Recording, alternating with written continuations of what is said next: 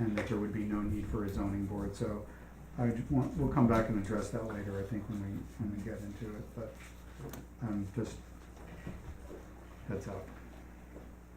Okay, next, anybody else? I'm sure, come on up and state your name, please, and your address if you like.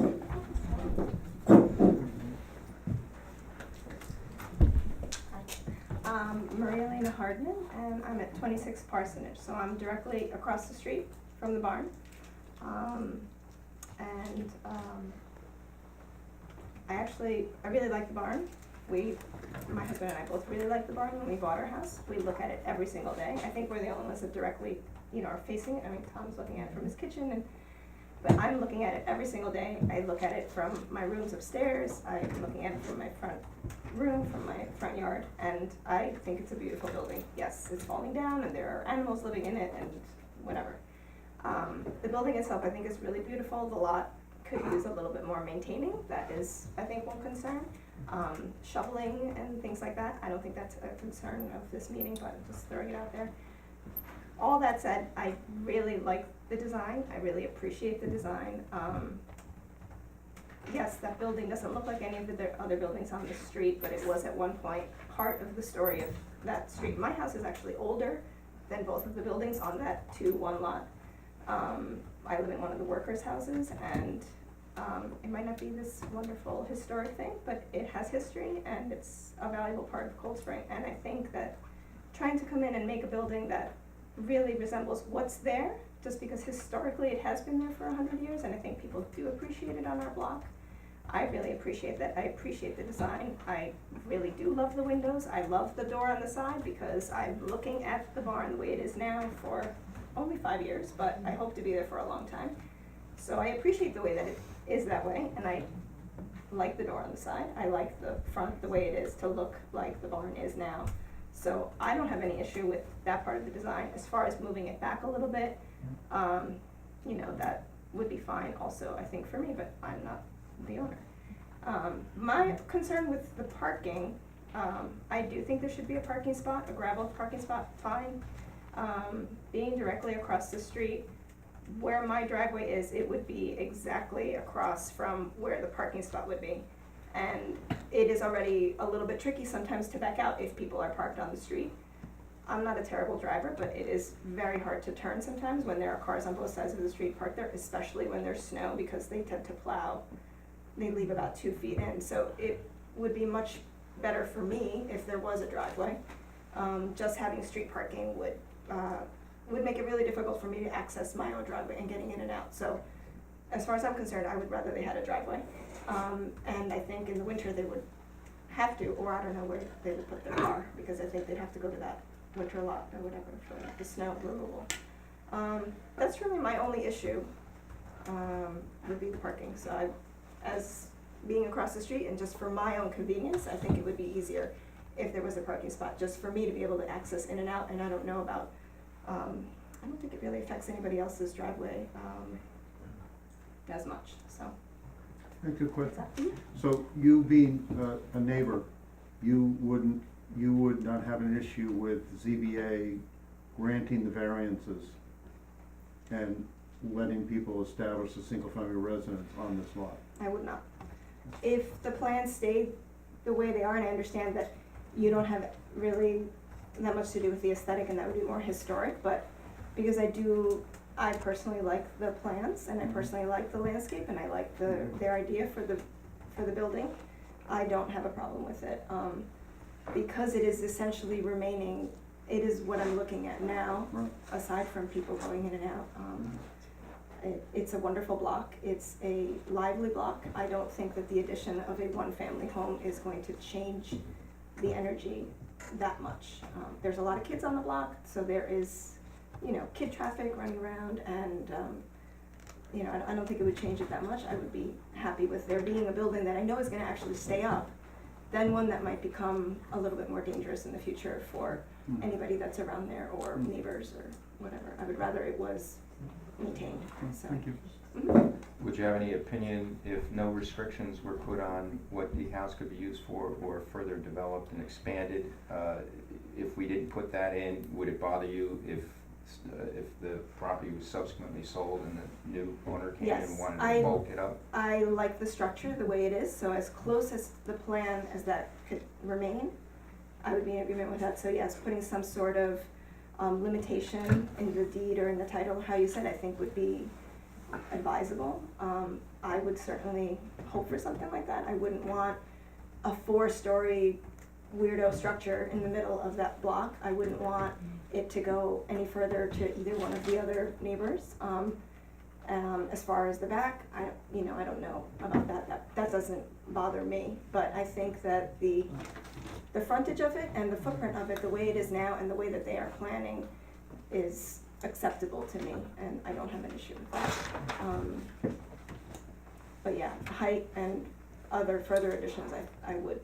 And as far as the use, of course, being a parent and I have 2 young children, I would rather that there was someone there on a more permanent basis. So some sort of commercial rental is not in my interest, but a long-term rental, there are a few multifamily homes on our street, both sides of Parsonage, there's a few 2-family homes, so a long-term rental would be okay, obviously family of the owners, but I would not be cool with some sort of commercial rental property. Or an Airbnb That's- rotation yeah, of yeah. people in and out? Yep. Yeah. in a neighborhood? I know it's a separate topic, but just. Right, well, that's what I'm alluding to, so yeah, I would consider that a commercial property, if an Airbnb is a commercial property to me. As far, if you're renting out the entire house and you're not living in it, then that to me seems like a commercial venture, so. Thank you. Thank you.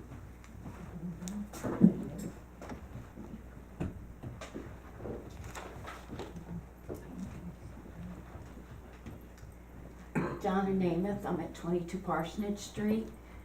I'm not speaking just for myself, but also for the Voltages. We do have an issue with moving it back. There are other houses, I can name 15 Parsonage Street, for instance, is almost on the sidewalk.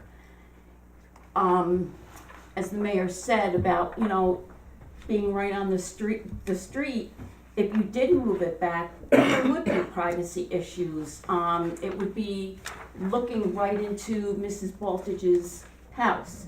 Where it is now, it's at her driveway, so there's no privacy issue. So we do not want it moved back. We prefer it stay right where it is. And we also have an issue with it being used as an Airbnb. We do not want that. So that's basically our main thing. We also like the plans the way they are. We would like it left in the spot it's in. Can I ask you the same question? So you, as a neighbor in the neighborhood, wouldn't object to zoning board of appeals granting the variances required for this? Not at all, no. We like the plans, they came and they spoke to us and they gave us pictures of what they're planning and the landscaping. If it's done the way that they had on the plans, it can only be an improvement to the street. Thank you. Question, before you go, so you don't want it moved back at No. all? What No. about just 2 feet? No, we prefer No. to leave it right where it is. We like it right where it is. It's been here so long. Thank you.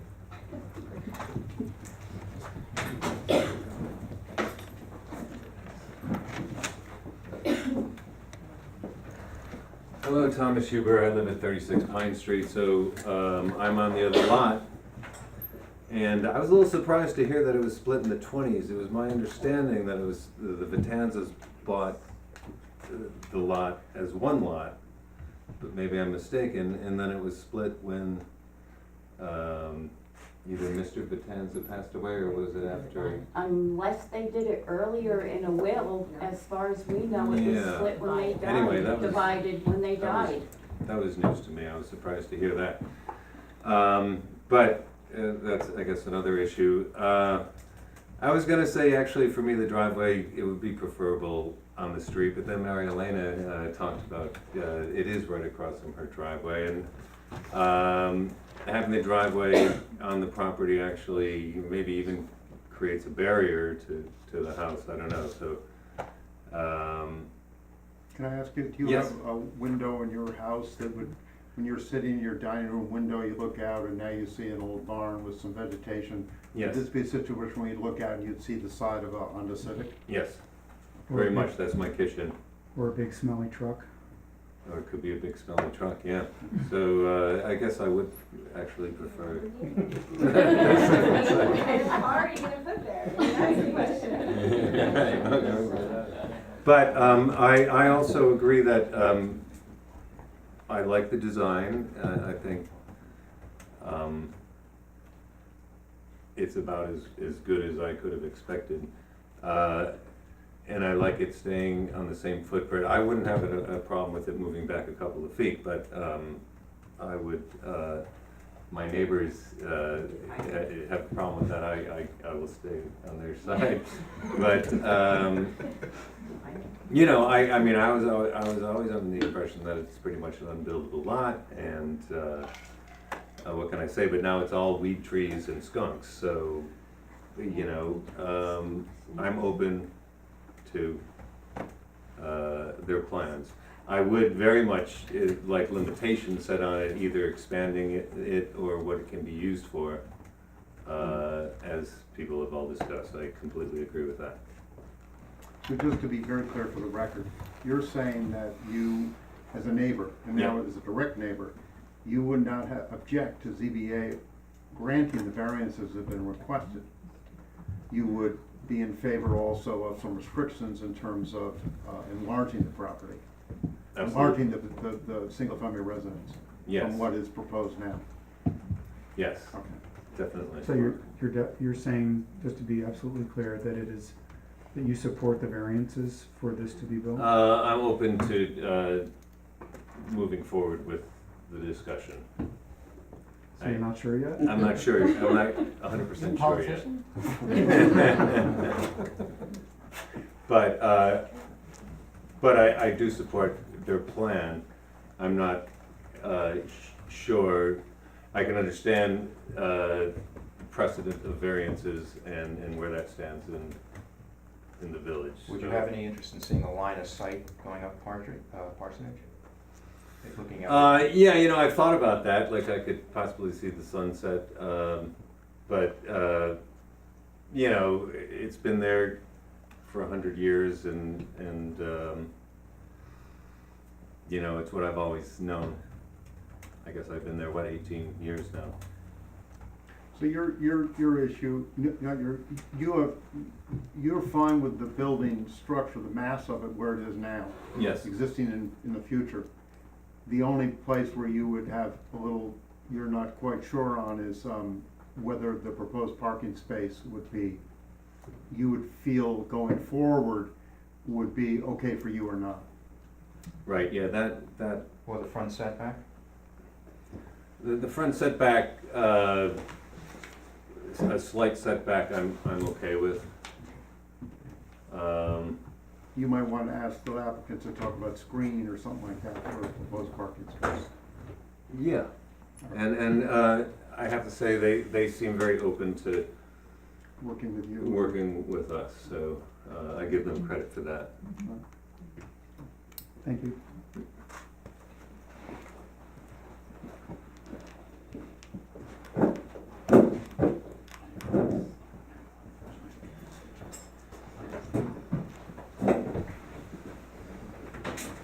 Matt Francisco, I speak as chair of the planning board.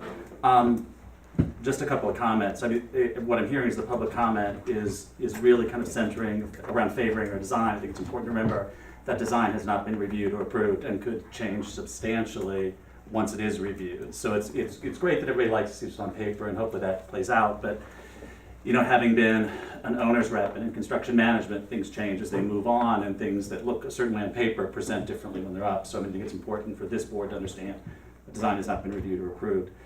With respect to my comment that was quoted here tonight about restrictions on further development, you know, that is certainly kind of speaking off the cuff. I do not feel it is enforceable. I think it would be very challenging to tell someone they can't make use of their property later if they need another parking space, if they now need a garage, if they need, the village would be very challenged, to kind of enforce that.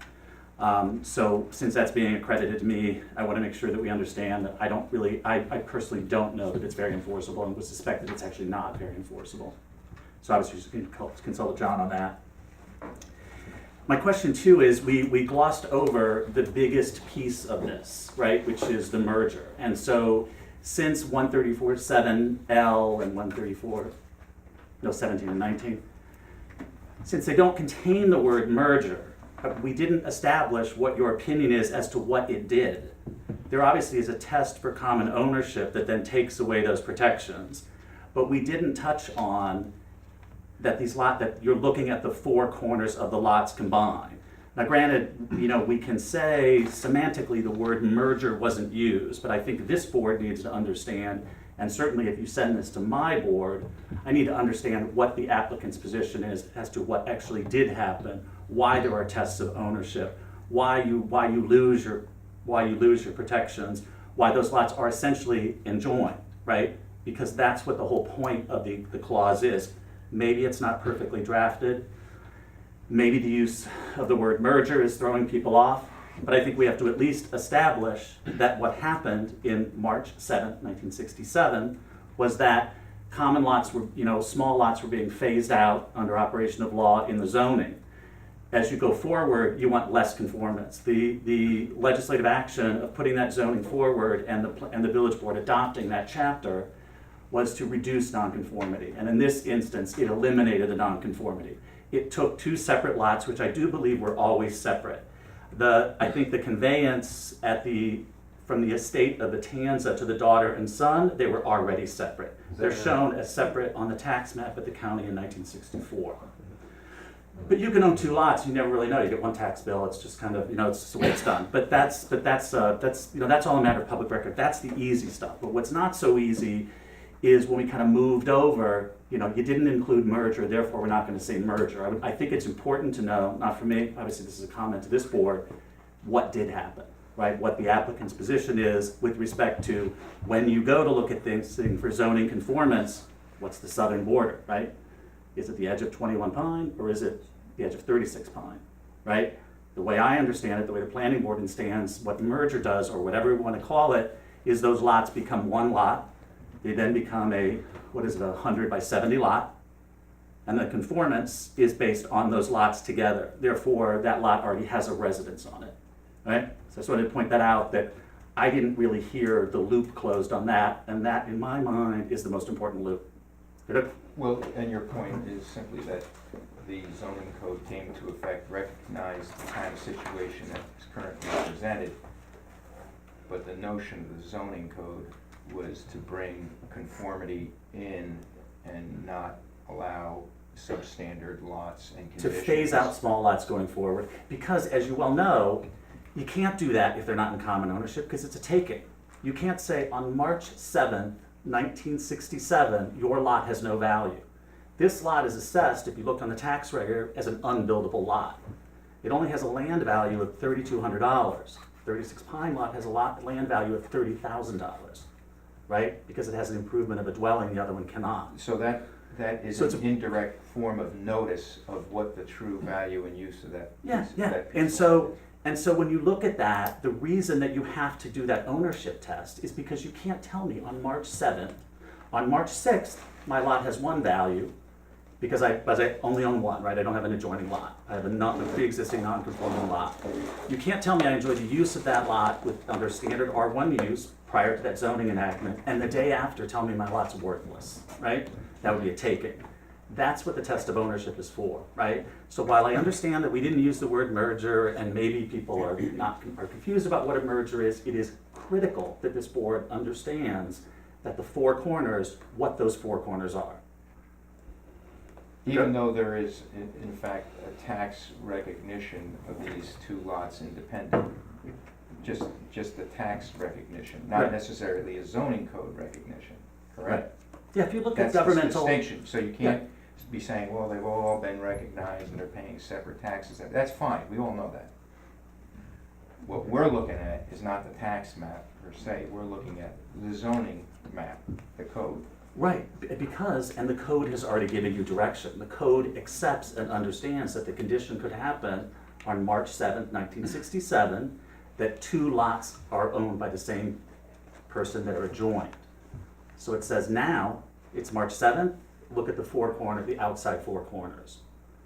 Essentially, for this board's purposes, and anybody else doing bulk conformance or review of the lot, the tax separate lots do not exist, right? That's not what you're looking at, right? But that's for you guys to decide as a board. I don't want to direct this board. My concern was more to just kind of say, I didn't hear the loop closed as to what actually happened. I heard they didn't merge by the applicant's attorney, more importantly, but not what did happen. That's the whole point of this test of ownership. That's the whole point, because if you fail the test of ownership, well, then you just took my lot, right? I have a lot that has no value, right? But if you have 2, they say, no, you didn't lose value. Your lots are now adjoined, right? And you have a lot that is now 100 by 70, it's conforming. And then what you do is say, wow, zoning enactment worked and the legislative intent was carried through fully to reduce nonconformity and to start phasing out small lots, So, right? in part, a planning board has an interest in the character of the neighborhood and the village. Mhm.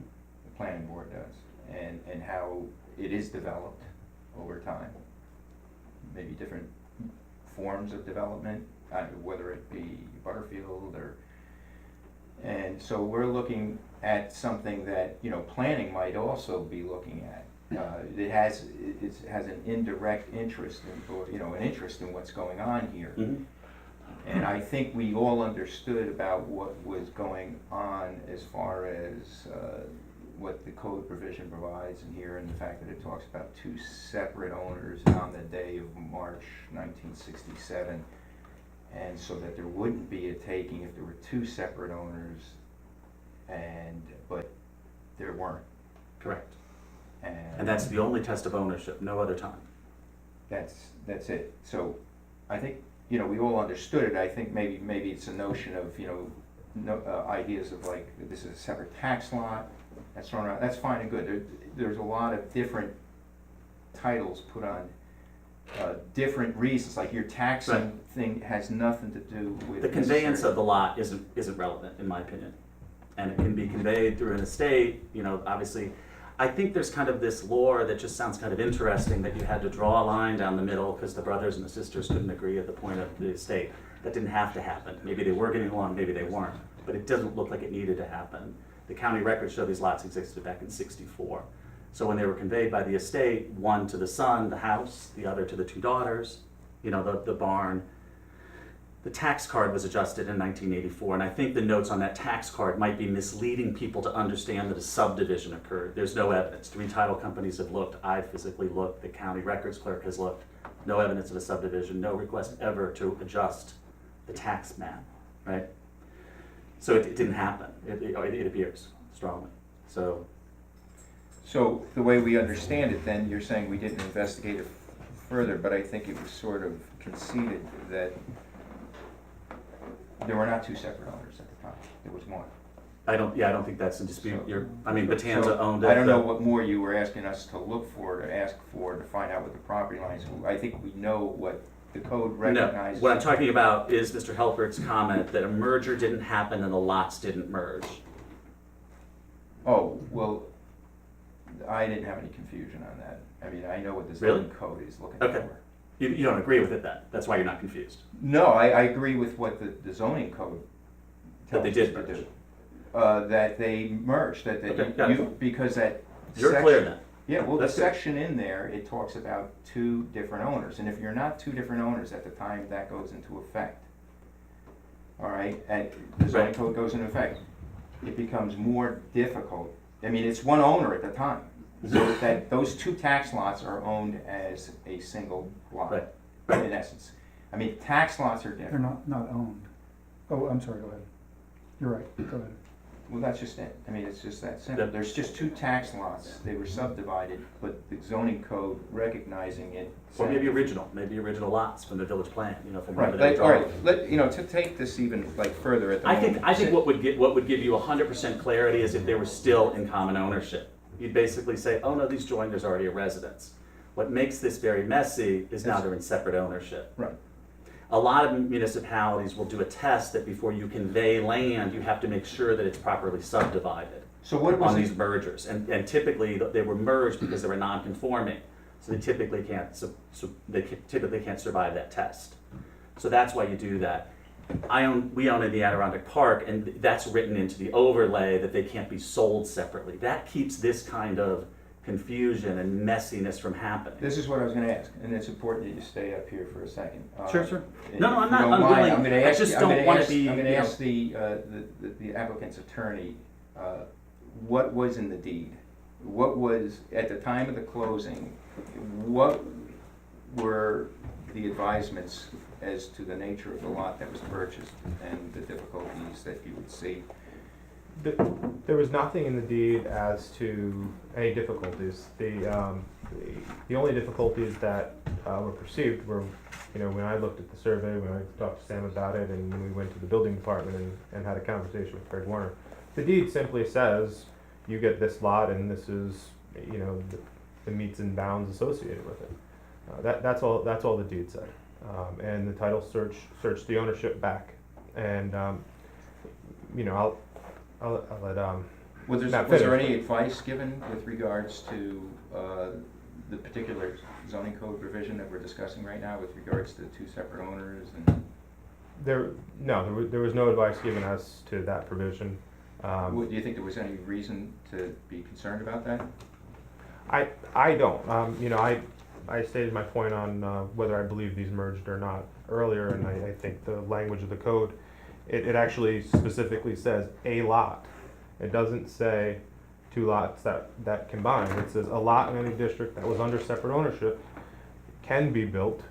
If it wasn't under separate ownership, it cannot. It doesn't say it goes away and is no longer a lot. I think the code is very clear. Whatever the intent was back in 1967, I don't know. I think certainly, and I don't even know if this provision was in the 1967 code. I know there was an amendment to this chapter in 2011. There was a I prior think amendment. I'm not sure when. the narrow lots provision, I think, was added later. Okay, but so Yeah, this for the was, side yard adjustment. right, so this you believe was in the original Mhm. code? So maybe So- if the deed didn't say anything or the title didn't say, any objections or concerns by the title company in? No, because they don't the title company doesn't care what you use the property for. They tell you that the property is this, they tell you that it's in this district. If there are any restrictions on it, they would advise us to that. Right. But they're not stating whether, they're not advising as to whether it's buildable, not buildable, or anything. I'd like to pause You- this you just for a second Yeah. so that we can have John tell us how this applies to our decision and whether there's anything that we need to decide about the nature of the definition of merged for our purposes. I don't think it's really an issue for you guys. It's been well settled. They acknowledge that they need the variances. So you're looking at the 7 variances and you're applying the 5 factors to those 7 variances. But we have Matt here saying that we should use, that dividing line doesn't exist, right? I'm not directing the board. Again, I wanted to come up No, here but and you- say, but I just heard if you we're say not that. gonna say merger, that's the way I view it, yes. That's the way I view it. But the lot does exist.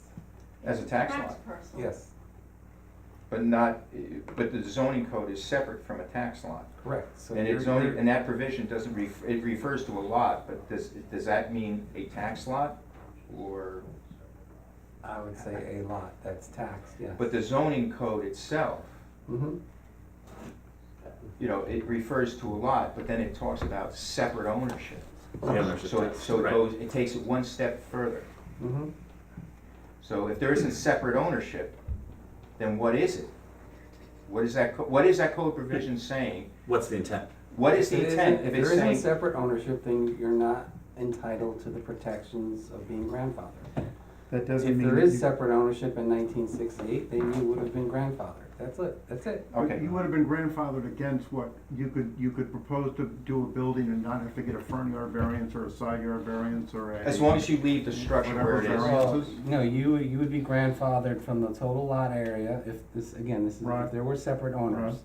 The lot area, the lot width, and the lot depth, you would be grandfathered. Now, they would still need the front yard, side yard setbacks for the structure. Right, but how come, since they're not grandfathered for lot width, depth, and area, how come that lot doesn't need to get approval for that? They are trying to. They are, that's it. No, but oh, I'm sorry, they are, yeah. It's They're- not they're just, here right they're now. asking for variances for those Wait, two. no, but That's you, correct. but what you didn't answer was Right. the fact that the four corners are where it all starts, right? Because what you can't do as a zoning board is allow two residences on one lot.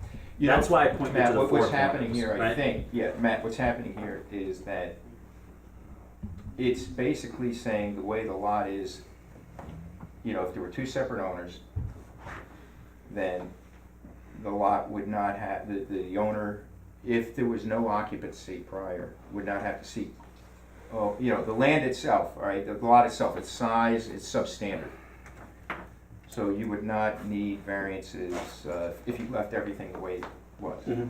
But because it is substandard, and because there was one owner, they have to come in and get variances if they wanna seek to occupy it. So I see that it makes it, it takes away the grandfathering issue. That is the big thing. So I think that's why there are two separate owners, right? I mean, that's why the term is in there. And you're right, I mean, the administration of these merger clauses is very messy. But it doesn't go to the deeds, and that's why everybody gets, I think the people logic- can get surprised. Yeah, I think the logic is, they run a risk, because they're looking, they still run a risk, they're looking for big variances. Right. But, So, go ahead. so we don't actually vote on anything having to do with the merger. We are voting on, when we get to it, whether the variances should be granted.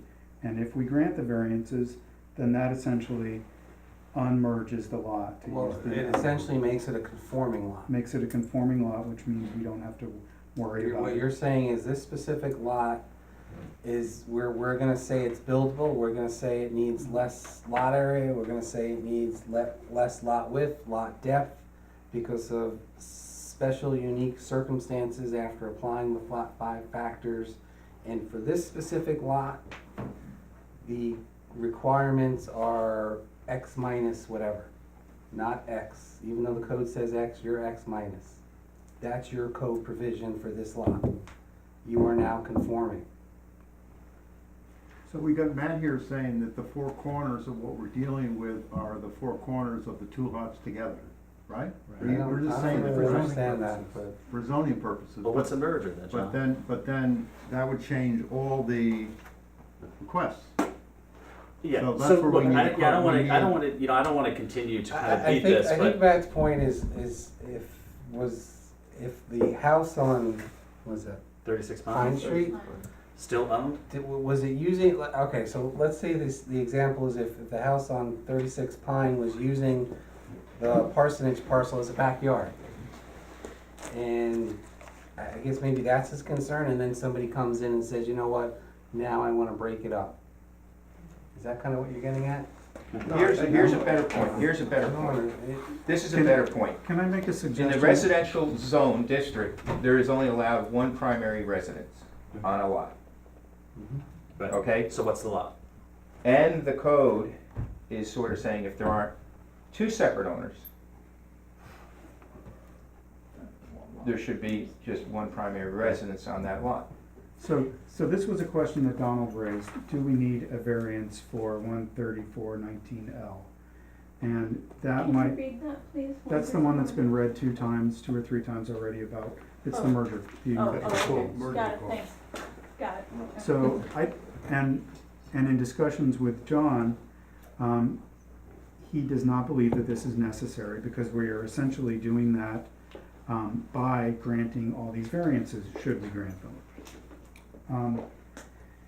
It's not clear to me that without a variance for that that paragraph, we don't need to address the merger any further than it's already been addressed. We have the applicant admitting that they need all of these variances. Although I think it was distracting for us to hear about the Fifth Amendment and the takings clause, I think we do know that the lot is merged for zoning purposes, and by application for these variances, they will become unmerged if the variances are granted. You have a lot on this tax map. It's substandard. The question is, can they build on it? It's a That's tax it. map. That's the only question. But here's the thing, it is a tax map, right? Mhm. And the zoning code basically looks at the lot, as you said initially, merged. There's the two lots being together under, for the purposes of the zoning code and its recognition. Now, the one problem that seems to be the biggest problem here is that in the R1 district, there can only be, if the zoning map is only recognizing the two lots, really, imaginarily, but descriptively is merged, you can only have one primary residence on it.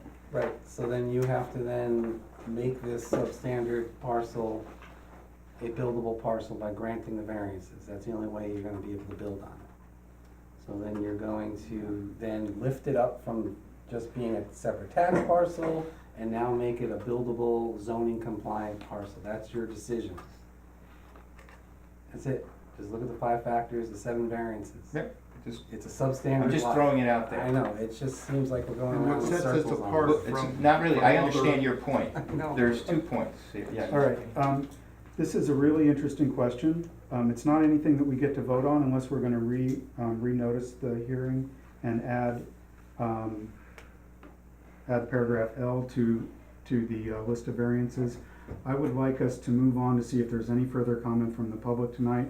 We have 2 other cases before us, and we also have this public hearing continuing at least for 2 more meetings. So there's plenty of time for everybody to go do all the research you want, come back and let's talk mergers at another night, okay? If we really have to. One question according to John, that now we're considering the variances for that, but if indeed it is the 4 corners or that, then aren't we also asking a variance for how many residents you can have on one lot? No, because there's 2 lots. But according to zoning, or from what I'm hearing, and my understanding is that it's 1 lot because of this so-called coupling of the 2 lots. And so if they are, and at the time it is the 4 corners are the original lot, then you can have 2 residents. So we're not just talking about variances now on this lot, we would also be asking to have a variance for another residence there, is what I'm saying. Because it says you can't have 2 residents. Is this code provision elsewhere in other villages and towns and whatnot that Not this issue is specifically written like this, but it's basically when you have this situation, the lot is not grandfathered. It's a pre-existing lot. It's no longer grandfathered because it was owned by the same person who owned an adjoining lot. So it doesn't have any protections, but the lot is still there. So, but in order to build on it for zoning purposes, it needs variances. It needs a lot of help. Would that also include a variance that, the exception to the fact that you could only have 1 primary residence, that we would have to give an exception? No, because you're saying that this lot is buildable for a residence. If you grant the If you grant it, yes. If you believe that's true, then yes, that's what you do. All right, let's come back, For me, let's the- come back to this Okay. next week, or in 2 weeks from now, Good. please. Is there time for more public comment? Sure, I'd like to hear from if it's some- not about the merger clause, please. But I also don't want. The M word. If there's a neighbor, they should. Any other neighbors here that want to talk about this for or against? I neighbor from I the, want to that's hear Mrs. Voltage, so we, if it stays where it is, it's fine with me. I'd like to not move back. I like you. my privacy on that side. Aaron, can I just make, I want to make one point that, not about merger or whatever, it's like, I don't have, my concern on this property is not that barn or location or whatever, it's like how we treat things in the future or have in the past, so I want to make sure we get this right, because I think that there's future implications of it. I have no personal interest in not seeing people build on that lot or whatever, that if the owners are all surrounding them are fine with it, that's one thing. I'm worried from where I sit of what this could mean for other Right. lots, or if there are any, or developments or whatever. So I just want to make that clear. I'm not, And we haven't gotten to that, and we will, not tonight. I just wanted to make that clear. All right, Stephanie, please. First, thank you so much, because doing this in listening to all this and like it's really challenging. So I am grateful to you for doing this job, for volunteering. So a number of my notes that I have been writing down and questions I have been asking have been answered by you and through the public comment. One of the things that isn't clear to me is very early on in your remarks, Erin, you had made the point that that the intention of the code is to prevent the creation of lots that are substandard. And I was wondering if you can provide the reason for that, why the code in 1967 was striving to prevent the creation of substandard lots. Well, I was one in 1967, but I Yeah. will. But you were I will- wise. I will say that that the village today is different than it was in 1967. There may have been more open spaces that the village did not want to have subdivided. I don't know. But it seems clear that the merger clauses in this code and other codes, other small villages, wanted to preserve something and prevent something by the merger clause, and that is something that we have to consider. I mean, the intent of the code is to is to have these not be buildable, but that's only one thing that we have to consider. Okay, thank you. Can you list off the five factors specifically Sure. that you're considering? These are for area variances only, not use variances. Whether the benefit can be achieved by other means feasible to the applicant, undesirable change in neighborhood character or detriment to nearby properties, whether the request is substantial, whether the request will have adverse physical or environmental effects, whether alleged difficulty is self-created. Okay, thank you. Okay, I think that one of the things that the applicant had asserted was that the application doesn't increase nonconformity. And I just I'm not sure how you are contemplating the applicant's statements, but I don't believe that's true. I think the fact that there are variances and they are not insubstantial is actually increasing nonconformity. That's the point of variances. I'm interested to know if the zoning, so that's one point. I'm wondering if there is a history of like applications that have come before the Zoning Board of Appeals, where the Zoning Board of Appeals has had to consider the size of lots, the buildableness of those lots, and weighed these variances and how has the board decided in the past. I know that in the past there was a very large application about the Marathon. What is the Marathon property? And I know that there was a lot of discussion. The village wound up in court about it, and I am concerned about the decision-making about this particular lot, not because of this lot per se, but because of what kind of past could come back and become an issue for the village. I'm interested to know if there are any sort of obligations about uniform decision-making that the Zoning Board of Appeals has to sort of fulfill. And you had asked me to, you had referred to the meeting, the planning board meeting, where we were talking about the impact on the neighbors at 36 Pine, and the property that Thomas Huber and his wife own.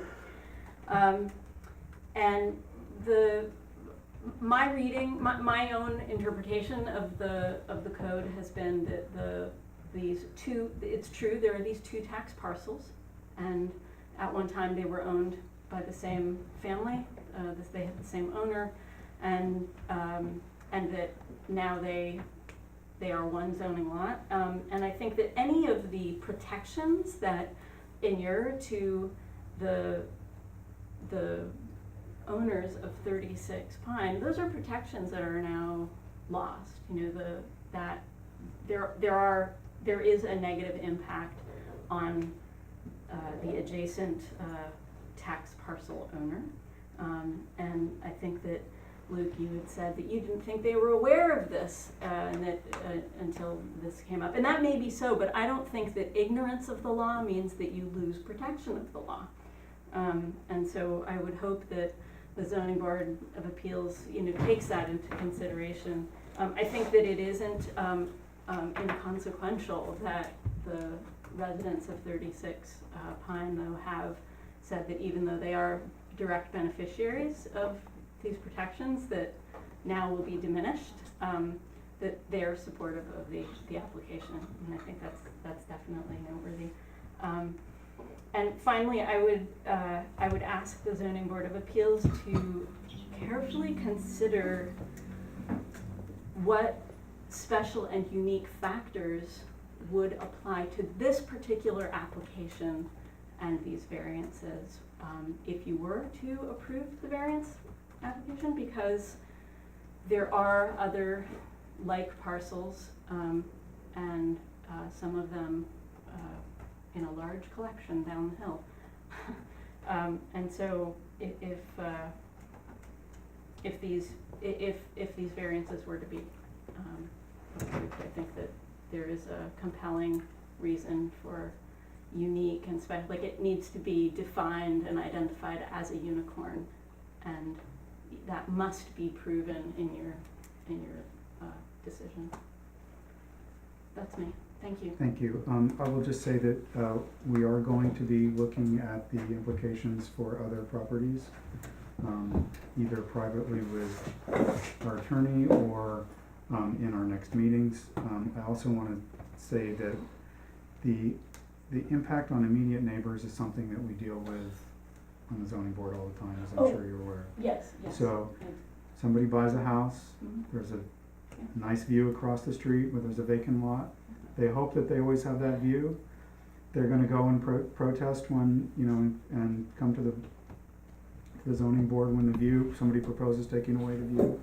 But somebody else owned that lot, and they have the right to apply for whatever variances they need to do what they want on their property. So that's the part of the balancing that we do, so I I'm certainly guess aware of the that. distinction here for the owners of 36 Pine is that they share this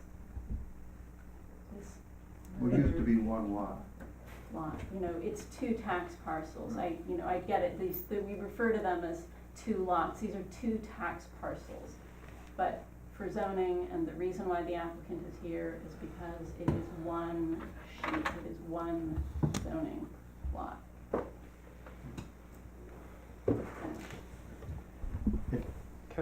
Can I make one comment? Please. Not on merger at all. I understand we will certainly be And dealing then with that I'd more, and I appreciate For us that. to move on. But, John, when I was at the planning board, when we were at the planning board meeting, you stated something about precedent and decision-making and when making a decision, what you're to consider about going forward. And for the record, I'd just like you to state that here as to what role fear of precedent plays in decision Right, for so I this mean, project. precedent can be a consideration, but it can't be the end-all to above all. So you cannot deny something just because you're afraid it's gonna set bad precedent.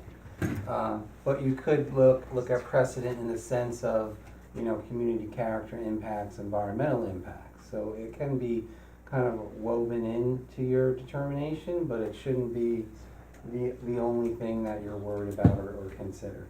Can I ask John a question? Yeah. If we were to put, if ZBA were to grant variances or forms of variances and put a deed restriction on, how would a future owner, if they wanna get rid of that deed restriction, how would they go about doing that? So they could bring an action under the RPAPL, which you can go in and basically try to get deed restrictions lifted, recorded deed restrictions lifted. what's the RP? I'm sorry, the Real Property Action and Proceedings Law, it's a state proceeding. You go to state Supreme Court and say, I have this deed restriction, and there's certain things you have to show. You have to show that it's no longer makes sense.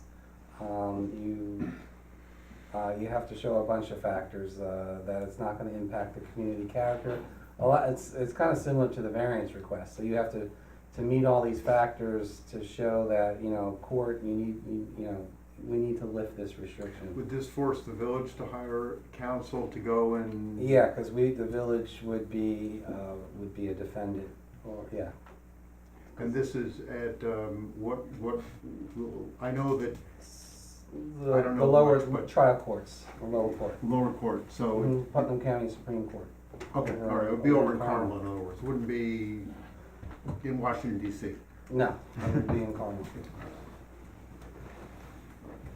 All right, thank you, everybody. Please check our agenda for the meeting on May 2nd, I think is the next Thursday. And we may or may not be discussing this, but we are holding the hearing open, at least until we hear back from the county. Thank you. Thanks, everybody. Thank you. Thank you. Thank you. I'd like to take a quick break before we come back. Thanks, everybody. Thanks for your questions. That's it, no